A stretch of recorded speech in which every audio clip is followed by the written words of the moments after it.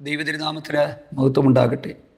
ദൈവസ്നേഹത്തിൻ്റെ പൂർണ്ണത ജീവിതത്തിൽ അനുഭവിക്കണമെങ്കിൽ ചിലപ്പോൾ ചിലതെല്ലാം നമ്മൾ ഉപേക്ഷിക്കേണ്ടതായിട്ട് വരും. ഈ ഉപേക്ഷിക്കുക എന്ന് പറയുന്നത് നമുക്ക് ബുദ്ധിമുട്ടുള്ളൊരു കാര്യമാണ്. കാരണം നമ്മൾ ഏറ്റവും കൂടുതൽ കേൾക്കുന്നത് കിട്ടുന്നതിനെക്കുറിച്ചാണ്. എന്ത് കിട്ടും എന്ത് കിട്ടും എന്നൊക്കെ നമ്മൾ പ്രതീക്ഷിച്ചിരിക്കുമ്പോൾ ഉപേക്ഷിക്കണമെന്ന് പറയുന്നത് ബുദ്ധിമുട്ടുള്ളൊരു കാര്യമാണ്. എന്നാൽ ദൈവം നമ്മളിൽ നിന്ന് പ്രതീക്ഷിക്കുന്നത് നമ്മൾ ചിലതെല്ലാം ഉപേക്ഷിക്കണം. എന്തൊക്കെ ഉപേക്ഷിക്കണം? ദൈവത്തിന് വേണ്ടി ചില ബന്ധങ്ങൾ, വിലയുള്ളതായി കാണുന്ന പലതും ഉപേക്ഷിച്ച് അവിടുത്തെ സ്നേഹിപ്പാനായിട്ട് നമ്മൾ തയ്യാറാകണം. 45-ാം സങ്കീർത്തനത്തിൻ്റെ 10-ാമത്തെ വാക്യവും അതുതന്നെയാണ്. രാജകുമാരിയോട് പറയുകയാണ്, കുമാരി നോക്കുക, കേൾക്കുക, ചെവി ചായ്ക്കുക, നിൻ്റെ സ്വജനത്തെയും പിതൃഭവനത്തെയും മറക്കുക. അപ്പോൾ രാജാവ് നിൻ്റെ സൗന്ദര്യത്തെ ആഗ്രഹിക്കും. 45-ാം സങ്കീർത്തനത്തിൽ മാത്രമല്ല, വേദപുസ്തകത്തിൽ നമ്മൾ ആരംഭം മുതൽ അവസാനം വരെ നമ്മൾ നോക്കിയാൽ ക്രിസ്തീയ ജീവിതമെന്ന് പറയുന്നത് ചിലതൊക്കെ ഉപേക്ഷിച്ച് ദൈവത്തെ സ്നേഹിക്കുകയും സേവിക്കുകയും ചെയ്യുകയാണ്. അബ്രഹാമിനോട് ദൈവം പറഞ്ഞു, നിൻ്റെ പിതൃഭവനത്തെയും നിൻ്റെ ചാർച്ചക്കാരെയും എല്ലാം വിട്ട് ഞാൻ നിന്നെ കാണിപ്പാനിരിക്കുന്ന ദേശത്തേക്ക് പോവുക എന്നുള്ളത്. അപ്പോസ്തലപ്രവൃത്തി 7-ാം അധ്യായത്തിൽ വരുമ്പോൾ സ്തേഫാനോസിൻ്റെ പ്രസംഗത്തിൽ അദ്ദേഹം ഇതേ കാര്യം ഉദ്ധരിച്ചിട്ട് 3-4 വാക്യങ്ങളിൽ പറയുന്നത്, കൽദയ പട്ടണമായ ഊരിൽ നിന്ന് അല്ലെങ്കിൽ മെസപ്പട്ടോമിയിൽ നിന്ന് ദൈവം പറയുന്നത് കേട്ട് ഈ വീടും നാടും എല്ലാം ഉപേക്ഷിച്ച് ഹാരാനിൽ വന്നു പാർത്തു. പിന്നീട് ദൈവം ഇവിടെ കൊണ്ടുവന്ന് പാർപ്പിച്ചു. ദൈവം കൊണ്ടുവന്ന് പാർപ്പിക്കുന്നത് നമുക്കിഷ്ടമാണ്. പക്ഷേ ദൈവം കൊണ്ടുവന്ന് പാർപ്പിക്കണമെങ്കിൽ അതിനു മുമ്പ് ദൈവം പറയുന്നത് നമ്മളൊന്ന് കേൾക്കാൻ തയ്യാറാകണം. അതാണ് ഇന്നത്തെ മെസ്സേജ്. കർത്താവിനെ പോലും അനുഗമിക്കാനായിട്ട് വന്ന ശിഷ്യന്മാരോട് പടകും വലയും അപ്പനെയൊക്കെ വിട്ട് അനുഗമിക്കണമെന്ന് പറഞ്ഞിട്ടുണ്ട്. അപ്പം ഇന്ന് ഈ ഒരു ദൈവജന സന്ദേശത്തിലൂടെ, സങ്കീർത്തന ധ്യാനത്തിലൂടെ കുറച്ചുകൂടി ദൈവസ്നേഹത്തെ അനുഭവിക്കുവാനായിട്ട് ആഗ്രഹിക്കുന്നുവെങ്കിൽ ചിലതെല്ലാം ഉപേക്ഷിച്ചാലേ പറ്റത്തുള്ളൂ. ഈ അതും വേണം ഇതും വേണം എല്ലാം വേണം എന്ന് പറഞ്ഞുള്ള ഒരു ജീവിതം ശരിയാകത്തില്ല. ചില സമയങ്ങളിൽ നമ്മളൊന്ന് വില കൊടുത്താലേ പറ്റത്തുള്ളൂ. കർത്താവിന് ഇഷ്ടമല്ലാത്ത ഒന്നും നമ്മുടെ ജീവിതത്തിൽ വേണ്ട. ദൈവം പറയുന്നതിനെ നമ്മൾ ഉപേക്ഷിക്കാനായിട്ട് തയ്യാറാകുക. അതിലേക്ക് നമുക്ക് പോകാം. ഇന്ന് 45-ാമത്തെ സങ്കീർത്തനമാണ് ചിന്തിക്കുവാനായിട്ട് പോകുന്നത്. 45-ാം സങ്കീർത്തനം സുപരിചിതമായൊരു സങ്കീർത്തനമാണ്. ഏറ്റവും കൂടുതൽ വിവാഹവേദികളിൽ വായിക്കുന്നൊരു സങ്കീർത്തനമായതുകൊണ്ട് ചിലരിതിനെ ഒരു കല്യാണ സങ്കീർത്തനമെന്നാണ് കരുതിയിട്ടുള്ളത്. ഇത് വിവാഹവേദികളിൽ വായിക്കാനായിട്ടുള്ള ഒരു കാര്യം, വിവാഹത്തിനൊക്കെ വായിക്കാൻ പറ്റിയ ഒരു സങ്കീർത്തനമാണ് ഈ സങ്കീർത്തനം. അത് മാത്രമല്ല, യഹൂദന്മാരുടെ വിവാഹ വേളകളിൽ പ്രാരംഭമായി വായിക്കുന്ന ഒരു ഭാഗം ഇതാണെന്നാണ് അഭിപ്രായപ്പെടുന്നത്. അപ്പോൾ വിവാഹവേദികളിൽ വായിക്കാൻ അനുയോജ്യമായ ഒരു സങ്കീർത്തനമാണ്. ഈ സങ്കീർത്തനത്തിൻ്റെ പശ്ചാത്തലത്തെക്കുറിച്ച് ഒത്തിരി അഭിപ്രായമുണ്ട്. സത്യത്തിൽ ഇതൊരു പ്രേമഗീതമാണ്. 45-ാം സങ്കീർത്തനത്തിൻ്റെ ടൈറ്റിലിൽ നമുക്ക് കാണാനായിട്ട് പറ്റുന്നത് കോരഹപുത്രന്മാരുടെ പ്രേമഗീതമാണ്. പ്രേമഗീതം എന്ന് പറയുമ്പോൾ തെറ്റിദ്ധരിക്കരുത്. കാരണം പ്രേമഗീതം എന്നൊക്കെ പറയുമ്പോൾ ആൾക്കാരുടെ ഉള്ളിലേക്ക് ഒരു തെറ്റിദ്ധാരണ ഉണ്ടാകും. ഇത് ജഡീകമായ ആഗ്രഹങ്ങളെയും അഭിലാഷങ്ങളെയും ഒന്നും സാക്ഷാത്കരിക്കാനായിട്ടുള്ള പ്രേമഗീതമല്ല. ഇത് ആക്ഷരികമായ അർത്ഥത്തിലും ആത്മീക അർത്ഥത്തിലും നമ്മൾ ഈ സങ്കീർത്തനത്തെ വ്യാഖ്യാനിക്കുമ്പോൾ ഈ സങ്കീർത്തനം ഒന്ന് ശലോമോൻ്റെ വിവാഹവേളയിൽ പാടിയൊരു സങ്കീർത്തനമായിട്ടാണ് ഈ സങ്കീർത്തനത്തെ പറയുന്നത്. അങ്ങനെ വ്യത്യസ്തമായ ഒത്തിരി അഭിപ്രായമുണ്ട്. പക്ഷേ ഇതൊരു പ്രവചന സങ്കീർത്തനമാണ്. ഒരു പ്രവചന ഭാഷ്യം, നമുക്ക് ഒരു പ്രവചനത്തിൻ്റെ വാക്കുകൾ ഇതിൻ്റെ അകത്ത് കാണാനായിട്ട് പറ്റും. അതായത് ഈ സങ്കീർത്തനത്തിൻ്റെ 6-7 വാക്യങ്ങളൊക്കെ എബ്രായ ലേഖനത്തിലേക്ക് വരുമ്പോൾ പൗലോസ് ഉദ്ധരിച്ച് ക്രിസ്തുവുമായിട്ട് ചേർത്ത് പറഞ്ഞിട്ടുണ്ട്. അതുകൊണ്ട് ക്രിസ്തുവും സഭയും തമ്മിലുള്ള അഭേദ്യമായ ഗാഢമായ ആ ഒരു ബന്ധത്തെ നമ്മുടെ ആത്മമണവാളനായ കർത്താവും നമ്മളും തമ്മിലുള്ള ആഴമായ ബന്ധത്തെ കുറിക്കുന്ന ഒരു സങ്കീർത്തനമാണിത്. അതിലൂടെയൊക്കെ യാത്ര ചെയ്ത് പോകും നമുക്കത് മനസ്സിലാകും. അപ്പം ഈ എഴുത്തുകാരൻ്റെ ഉള്ളിൽ ദൈവസ്നേഹത്താൽ നിറയപ്പെട്ട് താൻ ആത്മാവിൽ എഴുതിയൊരു സങ്കീർത്തനമാണ്. കഴിഞ്ഞ ദിവസങ്ങളിൽ 1-2 പേര് വിളിച്ചിട്ട് പറഞ്ഞു, ദൈവദാസന് എപ്പോഴും മനസ്സിനകത്ത് പാട്ട് വരികയാണ്, എന്തെങ്കിലും കുഴപ്പമുണ്ടോ എന്ന്. അറിയാത്തതുകൊണ്ടാണോ എന്താണെന്ന് അറിയത്തില്ല. ഞാൻ അവരോട് പറഞ്ഞു, ഒരു കുഴപ്പമില്ല. ദൈവം ചില സമയത്ത് ചില പാട്ടുകൾ നമ്മുടെ ഹൃദയത്തിൽ തരും. 1-2 ആഴ്ചകൾക്ക് മുമ്പ് ഞാൻ എന്നെ സ്നേഹിക്കുന്ന എൻ്റെ പേരൻസൊക്കെ കൂടുന്ന മാതൃസഭയുടെ ശുശ്രൂഷകനെ ഒന്ന് കാണാനായിട്ട് പോയപ്പോൾ ഇങ്ങനെ ഈ വീടില്ലാത്തതിൻ്റെ കാര്യവും ഒക്കെ പറഞ്ഞുകൊണ്ട് ഞങ്ങളിങ്ങനെ സംസാരിച്ചു.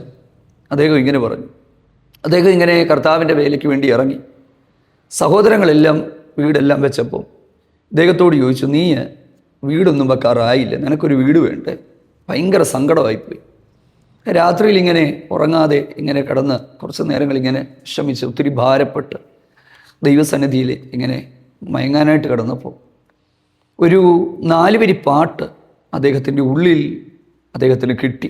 ദൈവം അദ്ദേഹത്തിന് കൊടുത്തതാണ്.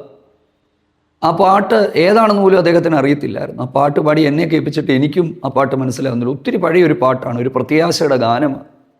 ആ പാട്ട് തൻ്റെ ഉള്ളിൽ ഇങ്ങനെ പൊങ്ങി വന്നു. അദ്ദേഹം ആ പാട്ട് പാടാനായിട്ട് തുടങ്ങി. അത് കഴിഞ്ഞ് അദ്ദേഹം പറഞ്ഞ് അദ്ദേഹത്തിന് ദുബായിൽ ഒരു ചർച്ചിൽ ശുശ്രൂഷകന് പോകാനായിട്ടൊക്കെ അവസരം അദ്ദേഹത്തിന് കിട്ടിയെങ്കിലും ആരൊക്കെയോ അദ്ദേഹത്തിന് റെക്കമെൻഡ് ചെയ്യാനൊന്നും ഇല്ലാത്തതുകൊണ്ട് ആ വഴി അദ്ദേഹത്തിന് നഷ്ടപ്പെട്ടു. പക്ഷെ ദൈവം അദ്ദേഹത്തിന് വേണ്ടി ചെയ്തത്, അദ്ദേഹത്തിന് വീട് വെക്കാനായിട്ടുള്ള ഒരു സ്ഥലം സൗജന്യമായിട്ട് ലഭിക്കാനുള്ള ഒരു ക്രമീകരണം ദൈവം ചെയ്തു. പിന്നെ പെട്ടെന്ന് അതിൻ്റെ കാര്യങ്ങൾ ദൈവം ക്രമീകരിച്ച് അദ്ദേഹത്തിന് വീട് ദൈവം കൊടുത്തു. വീട് കിട്ടിയതിനെക്കുറിച്ചൊന്നുമല്ല ഞാൻ പറയുന്നത്. ഭൂമിയിൽ ജീവിക്കുമ്പം ഒരു മനുഷ്യന് അടിസ്ഥാനപരമായ ചിലതൊക്കെ ആവശ്യമുണ്ടല്ലോ. വീടില്ലാത്തവരുടെ ബുദ്ധിമുട്ടൊക്കെ അറിയത്തു. അപ്പോൾ അതൊക്കെ ഭൂമിയിൽ ആവശ്യമുള്ള കാര്യങ്ങൾ. അപ്പോൾ നമുക്ക് ആവശ്യമുള്ളതൊക്കെ ദൈവം തക്ക സമയത്ത് തരും. ഞാൻ പറഞ്ഞത്, ഹൃദയത്തിൻ്റെ ഉള്ളിൽ ദൈവം പാട്ട് തരുമ്പോൾ ആ പാട്ട് ദൈവനാമ മഹത്വത്തിനായി തീരണം. 45-ാം സങ്കീർത്തനം രാജാവിൻ്റെ മഹത്വത്തെയും രാജാവിൻ്റെ മനോഹാരിതയും ഒക്കെ കണ്ട് ഹൃദയം നിറഞ്ഞപ്പോൾ അത് തൻ്റെ നാവ് സമർത്ഥനായ ലേഖകൻ്റെ എഴുത്തുകോല് പോലെ എൻ്റെ കൃതി രാജാവിന് വേണ്ടിയുള്ളത് എന്നൊക്കെ പറഞ്ഞുകൊണ്ട് ആ പാട്ടിൻ്റെ വരികൾ അങ്ങ് തുടങ്ങിയാണ്. ദൈവത്തിൻ്റെ സ്നേഹത്തെ താൻ ആ മനോഹാരിതയെ വർണ്ണിക്കുകയാണ്. ഈ ലോകത്തിലുള്ള പലതും വർണ്ണിക്കുന്നതിനേക്കാൾ എത്രയോ നല്ലതാണ് നമ്മുടെ ഹൃദയം ദൈവസ്നേഹത്താൽ നിറയുമ്പോൾ കർത്താവിന് ഹൃദയങ്ങളിൽ പാടിയും മഹത്വപ്പെടുത്തിയുമൊക്കെ ജീവിക്കുന്നത്. അതുകൊണ്ട് നമ്മുടെ ഉള്ളം ദൈവസ്നേഹത്താൽ ഒന്ന് നിറയപ്പെടട്ടെ. അപ്പം അങ്ങനെ നിറഞ്ഞ് ഈ സങ്കീർത്തനത്തിൻ്റെ 9 വരെയുള്ള വാക്യങ്ങൾ മുഴുവനും ഭയങ്കരമായ വർണ്ണനയാണ്.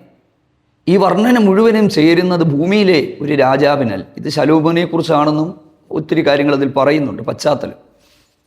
അത് പറയാനുള്ള കാരണം, ഈ സങ്കീർത്തനത്തിൽ ഒരു വാക്യമുണ്ട്, സോർ നിവാസികൾ, ജനത്തിലെ ധനവാന്മാർ നിനക്ക് കാഴ്ചവെച്ച് മുഖപ്രകാശം തേടുമെന്നുള്ളത്, മുഖപ്രസാദം തേടുമെന്നുള്ളത്. അപ്പം അത് ശലോമോൻ്റെ കാലഘട്ടത്തിൽ സോർ നിവാസികൾ എന്ന് പറയുന്നത് സമുദ്രവാസികളായിരുന്നു. അതായത് ഇന്നത്തെ ഗ്രേറ്റ് ബ്രിട്ടന്, ഇറ്റലി, ഗ്രീസ്, ഇങ്ങനെയുള്ള കാലത്തെ സമ്പന്നരായ ആളുകളൊക്കെ ശലോമോൻ്റെ അരികിൽ വരികയും അദ്ദേഹത്തെ ബഹുമാനിക്കുകയും ഒക്കെ ചെയ്തിരുന്നു എന്നൊക്കെ മനസ്സിലാക്കിക്കൊണ്ട് ആ ഒരർത്ഥത്തിലാണ് അങ്ങനെ പറഞ്ഞത്. പക്ഷേ ഇതിന് പുതിയ നിയമത്തിലേക്ക് വരുമ്പോൾ ആത്മീയമായ അർത്ഥമുണ്ട്. ഞാനതിലേക്ക് പോകാം. ഞാൻ ശലോമോനെക്കുറിച്ചും അല്ലെങ്കിൽ പഴയ കാലത്തെ രാജാവിൻ്റെ വർണ്ണനകളെക്കുറിച്ചൊന്നും പറയാൻ ആഗ്രഹിക്കുന്നില്ല. പണ്ടൊക്കെയുള്ള അവരുടെയൊക്കെ കാര്യങ്ങൾ പറഞ്ഞിട്ട് നമുക്ക് എന്നാ കിട്ടാനല്ലേ? നമുക്ക് കർത്താവിനെക്കുറിച്ചാണ് പറയാനായിട്ടുള്ളത്. അപ്പം ഇവിടെ ഈ ഒരു സങ്കീർത്തനം ഏറ്റവും യോജിക്കുന്നത് കർത്താവായ യേശുക്രിസ്തുവിന്. യേശുക്രിസ്തുവിനെക്കുറിച്ചുള്ള വർണ്ണനയാണിത് മുഴുവനും. 9 വരെയുള്ള വാക്യങ്ങൾ മനോഹരമായ, അതിമനോഹരമായ വാചകങ്ങളിലൂടെ ഇങ്ങനെ അങ്ങ് വർണ്ണിക്കുകയാണ്. സത്യത്തിൽ ദൈവസ്നേഹം നമ്മുടെ ഉള്ളിൽ തുളുമ്പുമ്പോഴും ഈ പ്രാർത്ഥനയും ആരാധനയും ആത്മീക അനുഭവങ്ങളുമൊക്കെ ആ ഒരു നിലവാരത്തിലേക്ക് പോകുമ്പോൾ ഇത് നമ്മുടെ ഉള്ളിൽ നിന്ന് പുറത്തു വരുന്നത് കാണാനായിട്ട്.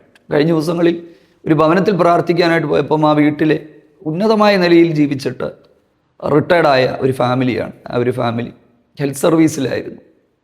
അപ്പം ഇങ്ങനെ ഇരുന്ന് പ്രാർത്ഥിച്ചപ്പം അവർ പറയുന്നത്, ഞങ്ങൾക്ക് ഒറ്റ ആഗ്രഹമേ ഉള്ളൂ, നിരന്തരമായി പ്രാർത്ഥിക്കണം.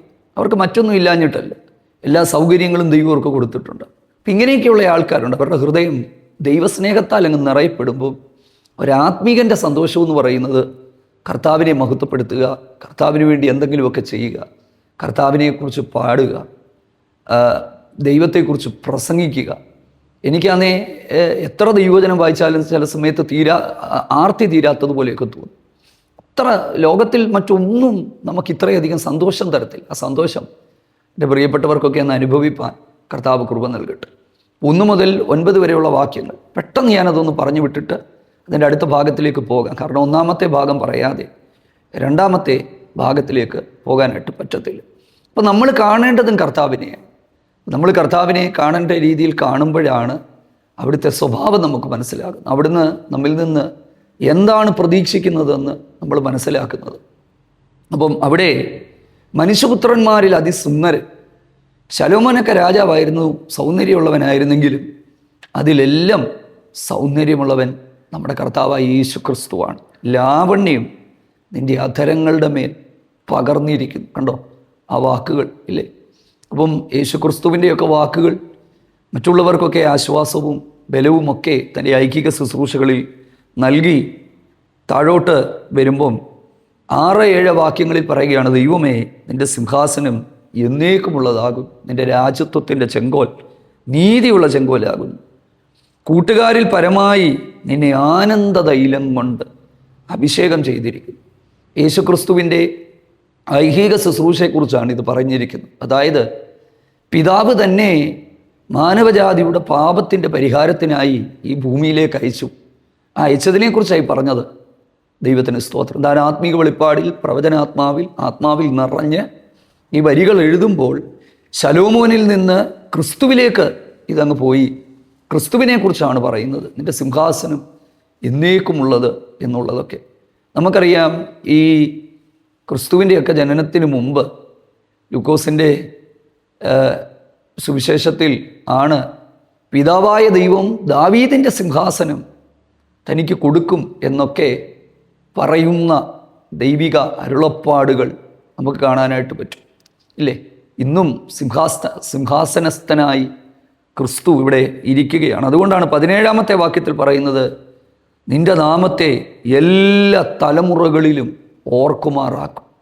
സത്യത്തിൽ നമ്മൾ ഈ ക്രിസ്ത്യാനിറ്റിയെക്കുറിച്ച് നമ്മൾ നോക്കുമ്പോൾ ഇതിനെ പീഡിപ്പിക്കാനും ഇതിനെ ഇല്ലാതാക്കാനും ഈ ആരാധനകളെയും യേശുവിനെക്കുറിച്ച് പ്രസംഗിക്കുന്നവരെ ഇല്ലാതാക്കാനും ഒക്കെ ഈ ഭൂമിയിലെ വലിയ വലിയ ആളുകളൊക്കെ ശ്രമിച്ചിട്ടും ഇന്നും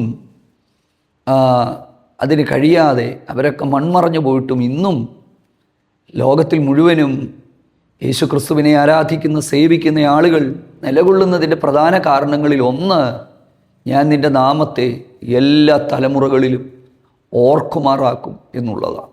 അപ്പോൾ ഇതിൻ്റെ പിന്നിൽ പ്രവർത്തിക്കുന്ന ഒരു ദൈവത്തിൻ്റെ കരമുണ്ട്. ഇതിനെയൊന്നും ഇല്ലാതാക്കാനും അമർച്ച ചെയ്യാനും ഒന്നും ആർക്കും പറ്റത്തില്ല. ലോകം വഷളത്തിലേക്കൊക്കെ പോകുന്നു എന്നൊക്കെ പറയുമ്പോഴും ഒരുപാട് ആളുകളെ ദൈവം എഴുന്നേൽപ്പിച്ചുകൊണ്ടിരിക്കുകയാണ്.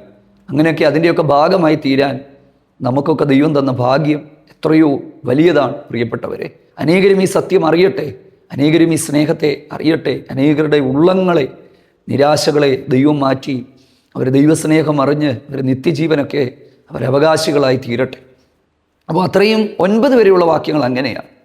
10-11 വാക്യങ്ങളിലേക്ക് വരുമ്പോൾ അതിൻ്റെ ടോണൊന്ന് മാറുകയാണ്, അർത്ഥതലങ്ങൾ മാറുകയാണ്. അവിടെ ഈ 9-ാമത്തെ വാക്യത്തിലൊക്കെ ഒത്തിരി കാര്യങ്ങളുണ്ട്. നിൻ്റെ സ്ത്രീരത്നങ്ങളുടെ കൂട്ടത്തിൽ രാജകുമാരികളുണ്ട്. അപ്പം ഈ പുരാതന കാലത്തെ രാജാക്കന്മാരുടെ കൊട്ടാരങ്ങളിൽ ഒരുപാട് രാജ്ഞിമാരുണ്ടായിരുന്നു. ഒരു രാജ്ഞിയൊന്നുമല്ല, ഒത്തിരി രാജ്ഞിയാണ്. ശലോമോൻ്റെ കാര്യമൊന്നും ഞാൻ പറയുന്നില്ല ഇല്ലേ? 700 വെപ്പാട്ടിമാരും 300 ഭാര്യമാരും ഒക്കെ അദ്ദേഹത്തിനുണ്ടായിരുന്നത്. അപ്പം നിങ്ങളൊന്ന് ചിന്തിച്ചു, കൊട്ടാരത്തിൽ ഇത്രയും സ്ത്രീകൾക്കൊക്കെ താമസിക്കാനുള്ള സൗകര്യങ്ങളും അതിൻ്റെ സംവിധാനങ്ങളുമൊക്കെ എന്തൊരു ആർഭാടപരമായ ജീവിതമാണ്, രാജകൊട്ടാരത്തിലെ ജീവിതമാണ്. അപ്പം ഇങ്ങനെ ഒത്തിരി രാജകുമാരി ഉണ്ട്. അടുത്തത് നിൻ്റെ വലതു ഭാഗത്തെ രാജ്ഞി ഓഫീർ തങ്കമണിഞ്ഞു നിൽക്കുന്നു. ഒരാൾ ഒരിക്കലും ഒരു കല്യാണത്തിന് വായിച്ചത്, നിൻ്റെ വലതുഭാഗത്ത് രാജ്ഞി ഓഫീർ തങ്കമണി നിൽക്കുന്നു എന്നാണ്. അപ്പം അങ്ങനെയൊക്കെയുള്ള സംഭവങ്ങളൊക്കെ ഉണ്ടായിട്ടുണ്ട്. രസകരമായ സംഭവങ്ങളാണ്. അപ്പം ഈ ഓഫീർ തങ്കം എന്ന് പറയുന്നത് ഇന്നത്തെ ഒമാനാണെന്നാണ് പറയുന്നത്, ഓഫീർ തങ്കം. അപ്പം അത്രയുള്ള ഒരു പ്രഷ്യസ് സ്റ്റോൺ ഇതൊക്കെ അണിഞ്ഞുകൊണ്ട് രാജ്ഞി നിൻ്റെ വലതുഭാഗത്ത് നിൽക്കുമ്പോൾ ഒരു കാര്യം കൂടെ പറയുകയാണ്, അല്ലയോ കുമാരി, നോക്കുക, ചെവി ചായ്ക്കുക, നോക്കുക, കേൾക്കുക, നോക്കുക, ചെവി ചായ്ക്കുക, നിൻ്റെ സ്വജനത്തെയും പിതൃഭവനത്തെയും മറക്ക. അപ്പോൾ രാജാവ് നിൻ്റെ സൗന്ദര്യത്തെ ആഗ്രഹിക്കും. വളരെ പ്രധാനപ്പെട്ട ഒരു ഭാഗത്തിലേക്കാണ് നമ്മൾ വരുന്നത്. രാജാവിൻ്റെ സ്നേഹം അതിൻ്റെ പൂർണ്ണതയിൽ അനുഭവിക്കണമെങ്കിൽ ചിലതെല്ലാം മറന്നേലേ പറ്റത്തുള്ളൂ. ഇതാണ് നമ്മൾ ഈ വീഡിയോയുടെ ആദ്യം പറഞ്ഞത്. ഇച്ചിരി ബുദ്ധിമുട്ടുള്ളൊരു കാര്യം. കർത്താവിന് വേണ്ടാത്തതൊന്നും നമുക്ക് വേണ്ട എന്ന് നമ്മൾ ചിന്തിക്കണം. കർത്താവിന് വേണ്ടാത്തതൊന്നും നമുക്ക് വേണ്ട. അപ്പം ഈ ചിലതൊക്കെ വിട്ടുകളഞ്ഞ് നമ്മൾ ദൈവത്തെ സേവിച്ചാലേ പറ്റത്തുള്ളൂ. ചിലതൊക്കെ വിടാൻ ഭയങ്കര പാടാണ്. ചിലരുടെയൊക്കെ ജീവിതത്തിൽ ദൈവാനുഗ്രഹത്തിന് തടസ്സമായിട്ടൊക്കെ നിൽക്കുന്ന ചില ബന്ധങ്ങളുണ്ട്, ചില തെറ്റായ ബന്ധങ്ങൾ. അതൊക്കെ വിടണമെന്ന് പറയുമ്പോൾ പ്രയാസമാണ്, ബുദ്ധിമുട്ടാണ്. പക്ഷേ ചിലതൊക്കെ വിട്ടാലേ പറ്റത്തുള്ളൂ. ഈ അബ്രഹാമിനോട് പറഞ്ഞു, നിൻ്റെ പിതൃഭവനത്തെയും നിൻ്റെ ചാർച്ചക്കാരെയും ഒക്കെ വിട്ട് ഇറങ്ങണം. മെസൊപ്പൊട്ടേമിയയിൽ പ്രത്യേകമായ സാഹചര്യത്തിൽ അന്യ ജാതികളുടെ ഇടയിലിരിക്കുമ്പോൾ ദൈവം ആ മനുഷ്യനോട് പറഞ്ഞ് നീ വിട്ടാലേ പറ്റത്തുള്ളൂ. അപ്പം പിന്നെ ഞാൻ ഇവിടെ ഇരുന്നേ ദൈവത്തെ ആരാധിക്കത്തുള്ളൂ എന്ന് പറഞ്ഞാൽ നടക്കത്തില്ല. ദൈവം നിങ്ങളോട് വിടാൻ, എന്തെങ്കിലുമൊക്കെ വിട്ടുകളയാൻ ദൈവത്തിന് സ്തോത്രം, ആമേൻ, ഉപേക്ഷിക്കാൻ പറഞ്ഞാൽ ഉപേക്ഷിച്ചാലേ പറ്റത്തുള്ളൂ.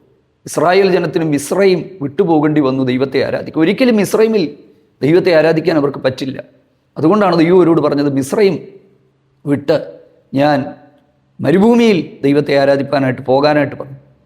അപ്പം അതിൻ്റെ കാരണം എന്താണെന്ന് ചോദിച്ചാൽ, ഫറവോൻ്റെ അടിമത്തത്തിൽ കിടക്കുന്നിടത്തോളം എത്ര നാൾ ആരാധിച്ചാലും സ്വാതന്ത്ര്യം കിട്ടത്തില്ല. പലരങ്ങനെയാണ്. പല അടിമത്തവും നുകവും ഒന്നും വിട്ട് ഇവർ പുറത്തു വരാൻ ഒരിക്കലും തയ്യാറാകത്തില്ല. അവർക്ക് സത്യം അറിയാം, രക്ഷയറിയാം, പക്ഷേ പലതും വിടാൻ അവർക്ക് ബുദ്ധിമുട്ടാണ്. പക്ഷെ ഒരിക്കലും ഒരു സ്വതന്ത്രമായ സ്വാതന്ത്ര്യമുള്ളൊരു ജീവിതം അവർക്ക് അനുഭവിക്കാനായിട്ട് പറ്റത്തില്ല. അതുകൊണ്ട് ദൈവം വിടാനായിട്ട് പറയുന്ന സകലതും വിട്ട് ദൈവത്തിന് സ്തോത്രം വിട്ടിറങ്ങിയാലേ പറ്റത്തുള്ളൂ. വിട്ടിറങ്ങേണ്ട സാഹചര്യങ്ങളിൽ വിട്ടിറങ്ങിയാലേ പറ്റത്തുള്ളൂ. അപ്പം യേശുവിനെ പിൻപറ്റാനായിട്ടൊക്കെ പോകുമ്പം പടകും വലയും അപ്പനെയും ഒക്കെ വിട്ടുകളഞ്ഞിട്ടാണ് അവരൊക്കെ ഇറങ്ങിയത്, ഇല്ലേ? എന്നെ ഒരുത്തൻ അനുഗമിക്കാൻ ഇച്ഛിച്ചാൽ അപ്പനെയും അമ്മയെയും ഭാര്യയെയും മക്കളെയും തന്നെ ത്യജിക്കാത്തവൻ. അതിൻ്റെ അർത്ഥം അപ്പനെയും അമ്മയും വിട്ട് കളയണമെന്നല്ല, മുൻഗണനയാണ് വിഷയം. തന്നെ ത്യജിക്കുക എന്നുള്ളതാണ്. അപ്പം വിട്ടുകളഞ്ഞ് ദൈവത്തെ സ്നേഹിക്കുക എന്നുള്ളതാണ്. അല്പം പ്രയാസമുള്ളൊരു കാര്യമാണ്. ദൈവത്തിന് സ്തോത്രം. അപ്പോൾ അതെല്ലാം വിട്ടുകളയാം. നമുക്കറിയാം, ഇപ്പം രീതികളെല്ലാം മാറി. പണ്ടൊക്കെ ഈ കല്യാണം കഴിക്കുമ്പോൾ പെൺകുട്ടികൾക്ക് അവരുടെ അപ്പനെയും അമ്മയും വീടും എല്ലാം വിട്ടിട്ട് പുരുഷൻ്റെ വീട്ടിലേക്ക് വന്ന് താമസിക്കാനായിട്ട് പറ്റത്തുള്ളൂ. ഇത്ര ബുദ്ധിമുട്ടാണ്, അല്ലേ? അങ്ങനെയൊക്കെയാണ് നമ്മുടെ അപ്പച്ചന്മാരും അമ്മച്ചിമാരും ഒക്കെ അത്രയും വർഷം അവർ ജീവിച്ചിരുന്ന സാഹചര്യങ്ങളൊക്കെ കളഞ്ഞിട്ട് അവർ വന്ന് പുതിയൊരു ജീവിതം കെട്ടിപ്പടുത്ത് അവരൊക്കെ ജീവിച്ചതുപോലെ ഇന്നും ഒരുപാട് ആൾക്കാർ പ്രാർത്ഥനകൾക്ക് വേണ്ടി വിളിക്കുമ്പം അവർ പറയുന്നത്, ദൈവദാസനെ ഒറ്റയ്ക്കാണ് ഞങ്ങൾ നിൽക്കുന്നത്, ഒറ്റയ്ക്കാണ്, ആരുമില്ല കൂടെ സഹായിക്കാനായിട്ടൊന്നും. വിശ്വാസത്തിൽ ഇറങ്ങിയതിൻ്റെ പേരിൽ ഒത്തിരി തിക്താനുഭവങ്ങൾ ബന്ധുക്കളിൽ നിന്ന്, സ്വന്തക്കാരിൽ നിന്ന്, പഴയ ആളുകളിൽ നിന്നൊക്കെ അനുഭവിച്ചുകൊണ്ട് നിരാശപ്പെട്ട് വേദനപ്പെട്ട് അവർക്ക് കിട്ടേണ്ട അംഗീകാരം കിട്ടാതെ അവഗണിക്കപ്പെട്ടൊക്കെ താമസിക്കുന്ന ഒത്തിരി ആൾക്കാരുണ്ട്. അങ്ങനെയൊക്കെ ഉള്ളവർക്ക് എന്താണ് പ്രതിഫലം? അവർക്ക് എന്താ കിട്ടാൻ പോകുന്നത്?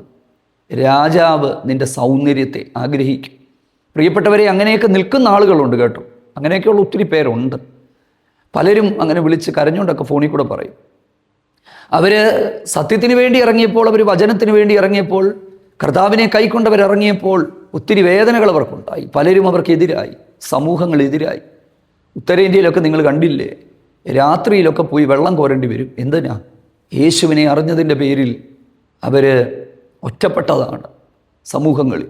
അവർക്കൊക്കെ എന്താ കിട്ടുന്നത്? ഈ ഭൂമിയിൽ കണ്ണാലെ കാണുന്ന രീതിയിൽ അവർക്കൊന്നും ഇല്ലെങ്കിലും അന്തപുരത്തിലെ രാജ്ഞി ശോഭ പരിപൂർണയാകുന്നു.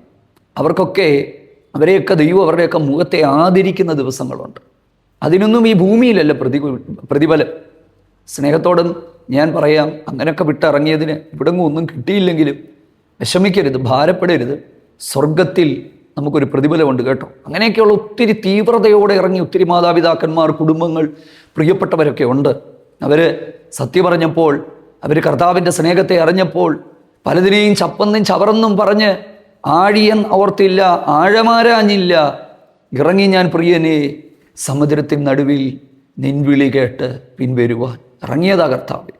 സുവിശേഷ വേലയ്ക്ക് ഇറങ്ങിയവരുണ്ട്. ഞങ്ങളൊക്കെ അങ്ങനെ എടുത്തിയാടി ഇറങ്ങിയവരാണ്. വീടിലെ കാര്യമായിരുന്നു നോക്കും, പിന്നെ സഹോദരങ്ങളുടെ കാര്യമായിരുന്നു നോക്കും എന്നൊക്കെ ചോദിച്ച് ഒത്തിരി ചോദ്യമുണ്ട്.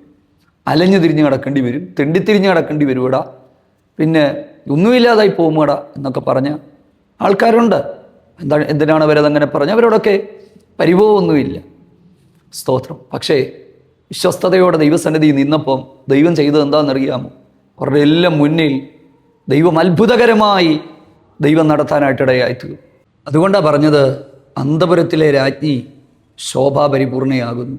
അവളുടെ വസ്ത്രം പൊൻകസവ് കൊണ്ടുള്ളത്, ചിത്രത്തയ്യലുള്ള വസ്ത്രം ധരിപ്പിച്ച് അവളെ രാജധാനിയിൽ കൊണ്ടുവരും. ഈ കൊട്ടാരത്തിൽ ഒത്തിരി സ്ത്രീകളുണ്ടെങ്കിലും രാജാവിൻ്റെ രാജധാനിയിലേക്കൊന്നും എപ്പോഴും എല്ലാവർക്കും പ്രവേശനമൊന്നും ഉണ്ടാകണമെന്നൊന്നുമില്ല. ഇത് നമുക്ക് മനസ്സിലാക്കാനായിട്ട് പറ്റുന്നത് എസ്തേറിൻ്റെ പുസ്തകത്തിലാണ്, ഇല്ലേ? രാജാവിൻ്റെ അരികിൽ ചെല്ലുമ്പം അദ്ദേഹത്തിന് പൊൻചെങ്കോൽ നീട്ടിയാൽ രക്ഷപ്പെട്ടു, ഇല്ലേ ചിലപ്പം ജീവിതം ആയുസ് പോവും. അങ്ങനെയൊന്നും അങ്ങോട്ടൊന്നും കയറി ചെല്ലാൻ പറ്റില്ല. താമസിക്കുന്നത് കൊട്ടാരത്തിലാണെങ്കിൽ. പ്രിയരെ, അർത്ഥം എന്താണെന്നറിയാമോ? യേശു കർത്താവിൻ്റെ വരവിങ്കിൽ ചിത്രത്തയ്യലുള്ള വസ്ത്രങ്ങൾ എന്ന് പറയുമ്പോൾ ആത്മീക അർത്ഥത്തിൽ അനുഭവിച്ച വേദനകളും കഷ്ടങ്ങളും. അതുകൊണ്ടാണ് ക്രിസ്തുവിൻ്റെ കഷ്ടങ്ങൾക്ക് പങ്കുള്ളവരാകും തോറും സന്തോഷിപ്പീൻ. എന്താ? കഷ്ടങ്ങൾ തേജസ്സിനെ വർദ്ധിപ്പിക്കുക. അപ്പോൾ ഇന്നത്തെ അവഗണനകളും വേദനകളും ദൈവനാമത്തിൽ ചെയ്ത പ്രവർത്തികൾക്കൊന്നും പ്രതിഫലമൊന്നും കിട്ടുന്നില്ലെങ്കിലും ഒരു കാര്യം സ്നേഹത്തോടെ പറയാം, അതിനെല്ലാം നമുക്ക് ആത്മമണവാളനായ കർത്താവിൻ്റെ വരവെങ്കിൽ കിട്ടുന്നൊരു പ്രതിഫലമുണ്ട്. 45 12 വാക്യത്തിലേക്ക് വരുമ്പോൾ, സോർ നിവാസികൾ ജനത്തിലെ ധനവാന്മാർ തന്നെ കാഴ്ചവെച്ച് നിന്റെ മുഖപ്രസാദം തേടും. എന്താണ് അതിൻ്റെ അർത്ഥം? അതായത് ഇതിനെക്കുറിച്ചുള്ള ഒരു വ്യാഖ്യാനം എന്ന് പറയുന്നത്, യേശുക്രിസ്തുവിൻ്റെ കാൽവറി മരണത്തിന് ശേഷം രക്ഷ ജാതികളിലേക്ക് എത്തിയപ്പോൾ ഈ പറയുന്ന ബ്രിട്ടൻ, ഇറ്റലി, അതുപോലെ തന്നെ ഗ്രീസ്, അവിടെയുള്ള സോർ നിവാസികൾ, സമുദ്രാന്തര വ്യാപാരികൾ, അവരൊക്കെ ഈ സുവിശേഷത്തിലേക്ക് വന്നു.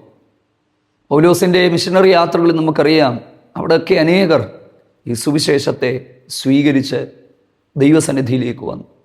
അപ്പം ആ ഒരു കാര്യത്തെക്കുറിച്ചുള്ള പ്രവചന ശബ്ദമാണിതെന്നാണ് നമുക്ക് മനസ്സിലാക്കാനായിട്ട് പറ്റുന്നത്. ദൈവത്തിന് സ്തോത്രം. പിന്നീടുള്ള അടുത്ത വാക്യങ്ങളിലേക്ക് വരുമ്പോൾ അവിടെ നമുക്ക് കാണാനായിട്ട് പറ്റുന്നത് അന്തപുരത്തിലെ രാജ്ഞിയെക്കുറിച്ചാണ്. അത് കുറച്ചു മുമ്പ് നമ്മൾ പറഞ്ഞു. സന്തോഷത്തോടും ഉല്ലാസത്തോടും കൂടെ അവരെ കൊണ്ടുവരും, അവർ രാജമന്ദിരത്തിൽ പ്രവേശിക്കും. വെളിപ്പാട് പുസ്തകത്തിൻ്റെ ക്ലാസ്സുകളിലൊക്കെ ഞാനിത് പറഞ്ഞിട്ടുണ്ടല്ലോ. കുഞ്ഞാടിൻ്റെ കല്യാണവുമായിട്ട് ബന്ധപ്പെട്ട് അവൻ്റെ കാന്തയും തന്നെത്താൻ ഒരുക്കിയിരിക്കുന്നു. ഭർത്താവിനായി അലങ്കരിച്ച മണവാട്ടിയെ പോലെ ആ ഇറങ്ങി വരുന്ന ആ പുതിയ യെരൂശലേം ഒക്കെ നമുക്ക് കാണുമ്പോൾ ക്രിസ്തീയ ജീവിതത്തിൻ്റെ ഏറ്റവും വലിയ പ്രത്യാശ എന്ന് പറയുന്നത് ഈ ഭൂമിയിലെ ഒന്നുമല്ല. നമ്മൾ ആത്മമണവാളനായ കർത്താവിനോടുകൂടെ വസിക്കുന്ന ദിവസങ്ങൾ സമീപമാണ്. ഇന്നനുഭവിക്കുന്ന വേദനകളും തിക്താനുഭവങ്ങളും കഷ്ടങ്ങളുമൊക്കെ ആമേൻ, അതിനെല്ലാം പ്രതിഫലം ദൈവം തരും. അതിനൊന്നും പ്രതിഫലം തരാൻ ആരും ഉണ്ടായി എന്ന് വരില്ല. ഒരുപക്ഷേ കൂടെ ഒന്ന് പ്രാർത്ഥിക്കാനോ കൂടെ സഹായിക്കാനോ പോലും ആരും ഉണ്ടായി എന്ന് വരില്ല. പക്ഷേ സ്നേഹത്തോടെ പറയാം, ദൈവം നമ്മെ കൈവിടാത്ത ദൈവമാണ്. ആമേൻ. ധൈര്യത്തോടെ ഉറപ്പോടെ മുമ്പോട്ട് പോകും. അടുത്തത്, നിൻ്റെ പുത്രന്മാർ നിൻ്റെ പിതാക്കന്മാർക്ക് പകരമിരിക്കും, സർവ്വഭൂമിയിലും നീ അവരെ പ്രഭുക്കന്മാരാക്കും. ഞാൻ നിൻ്റെ നാമത്തെ എല്ലാ തലമുറകളിലും ഓർക്കുമാറാക്കും. രണ്ടർത്ഥത്തിൽ ഞാൻ ഈ ഒരു വാക്യത്തെ വ്യാഖ്യാനിക്കുമ്പോൾ, നമ്മളെടുത്ത പുസ്തകം നമ്മുടെ തലമുറകളും എടുക്കട്ടെ. നമ്മളറിഞ്ഞ സത്യം നമ്മുടെ കുഞ്ഞുങ്ങളും അറിഞ്ഞ് അവർ കർത്താവിന് വേണ്ടി നിൽക്കട്ടെ. രണ്ട്, പുത്രന്മാർ പിതാക്കന്മാർക്ക് പകരം ഇരിക്കുമെന്ന് പറയുമ്പോൾ, ഞാൻ കുറച്ചു മുമ്പ് പറഞ്ഞ പോലെ ദൈവരാജ്യത്തെ ഇല്ലായ്മ ചെയ്യാൻ ഒരുപാട് ആളുകൾ പരിശ്രമിച്ചിട്ടുണ്ട് കേട്ടോ. പക്ഷേ ആ ഇല്ലായ്മ ചെയ്യാൻ ശ്രമിച്ചവരെല്ലാം മാറി ഇന്നും തൽസ്ഥാനത്ത് ദൈവം അനേകരെ ആക്കിയിരിക്കുക ഇല്ലേ? നമ്മളെയൊക്കെ ദൈവം ആ സ്ഥാനത്താക്കി വെച്ചിരിക്കുകയാണ്. അവിടുത്തെ നാമത്തെ ഘോഷിക്കുവാൻ, രക്ഷകനായ ക്രിസ്തുവിലൂടെയുള്ള ഈ ഒരു നിത്യജീവനെ, യേശു ക്രിസ്തുവിലൂടെ മാത്രം ലഭ്യമായ ഈ ഒരു രക്ഷയെ പ്രഘോഷിക്കുവാൻ ദൈവം നമ്മെ ആക്കി വെച്ചിരിക്കുക. കർത്താവ് നമ്മളെ സഹായിക്കട്ടെ. ഈ സങ്കീർത്തനം നിങ്ങൾക്ക് അനുഗ്രഹമായി തീർന്നു എന്ന് വിശ്വസിക്കുന്ന ഒരു നിമിഷം പ്രാർത്ഥിക്കുക. ഞങ്ങളുടെ പ്രിയ കർത്താവെ, ഞങ്ങൾ നന്ദി പറയുകയാണ്. ദൈവസ്നേഹത്താൽ ഞങ്ങളുടെ ഹൃദയം നിറയപ്പെടുവാൻ, ഉപേക്ഷിക്കേണ്ടതിനെല്ലാം ഉപേക്ഷിക്കുവാൻ, ദൈവത്തിൽ നിന്ന് ഞങ്ങളെ അകറ്റിക്കളയുന്ന എല്ലാ തരത്തിലുള്ള ബന്ധങ്ങളിൽ നിന്ന്, ദൈവമേ, കർമ്മങ്ങളിൽ നിന്ന്, മാർഗങ്ങളിൽ നിന്ന്, കർത്താവെ, ദൈവം ഞങ്ങളോട് വേണ്ട എന്ന് പറയുന്നതിനെല്ലാം വേണ്ട എന്ന് മനസ്സിലാക്കി അങ്ങിലൂടെ മാത്രം ലഭ്യമാകുന്ന ആ രക്ഷയെ അനുഭവിച്ചുകൊണ്ട് മുന്നോട്ട് പോകുവാൻ ഞങ്ങൾക്ക് കൃപ നൽകണം. അനുഗ്രഹിച്ച് ഞങ്ങളുടെ ജനത്തെ അനുഗ്രഹിച്ച് പ്രാർത്ഥിക്കും. യേശു ക്രിസ്തുവിൻ നാമത്തിൽ തന്നെ. ആമേൻ. God bless U.